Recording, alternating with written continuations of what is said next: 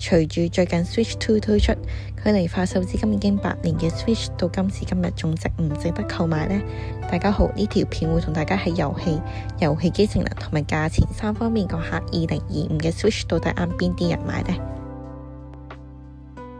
任天堂由始至終都係以遊戲作為賣點，遊戲機性能一路都唔係任天堂着重嘅，所以首先會同大家講下 Switch 嘅遊戲。喺 Switch 平台發售咗22款遊戲破千萬銷量，動森、薩爾達、馬里奧各種任天堂傳統嘅 IP 遊戲應有盡有，上至多人聯機，下至單人 RPG， 無論咩類型你諗到嘅 Switch 都有，除咗18禁噶啦吓。你問我有咩推薦，咁一定係薩爾達傳說曠野之息，佢可能唔啱你玩，但係佢一定係一部好遊戲。另一方面 Switch 2可以向下兼容大部分 Switch 嘅遊戲，喺早前發售嘅2部薩爾達就可以另外加50蚊升級，否則玩嘅都係原版內容。而 Switch 就話唔到 Switch 2上新推出嘅遊戲啦。Switch 2至今嘅大作可以拎出嚟講嘅，其實淨係得馬里奧賽車世界。雖然有2077等第三方大作會登陸 Switch 2，但係呢啲大作亦都喺 PC 同埋 PS5 平台玩到。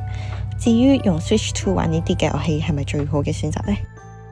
至於遊戲性能方面， Switch 掌機模式下解像度 720p 30格，主機模式 1080p 同樣30格，而 Switch 2成部機就大咗唔少，解像度就升級咗 1080p 60格，主機模式 4K 60格，比 Switch 高清咗唔少。Switch 俾人講咗好耐嘅甩格問題，目前為止 Switch 2都改善咗，新機嘅設計冇乜大改變，係 Joy-Con 多咗滑雪模式同埋 Chat 功能嘅 C 掣。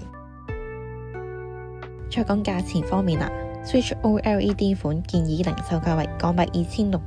蚊，但係而家其實最低1700蚊左右已經有交易噶啦。如果你唔介意用二手機嘅話，而家普遍二手價為900至1500蚊不等，其實距離發售當初都已經平咗好多。而新發售 Switch 2則賣緊3500蚊上下，相信過多1年半載都會有所降價。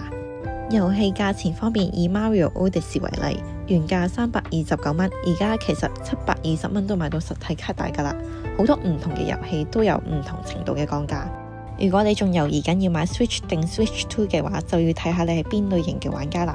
如果你係考慮咗好耐，並且對 Switch 平台現有嘅唔少遊戲好有興趣，而家 Switch 嘅價錢其實都抵玩嘅，玩厭咗最多就出翻二手嘅啫。但係你想玩 Switch 後續推出嘅遊戲嘅話，又唔急住玩，個人建議最好等多一陣啦。遊戲機價錢雖然而家唔算高，但係講真，而家 Switch 2嘅遊戲陣容唔算強勁，遊戲唔算多，倒不如觀摩多陣，等等任天堂後邊推出嘅新遊戲啦。如果大家中意呢條片嘅話，不妨 like 同 subscribe。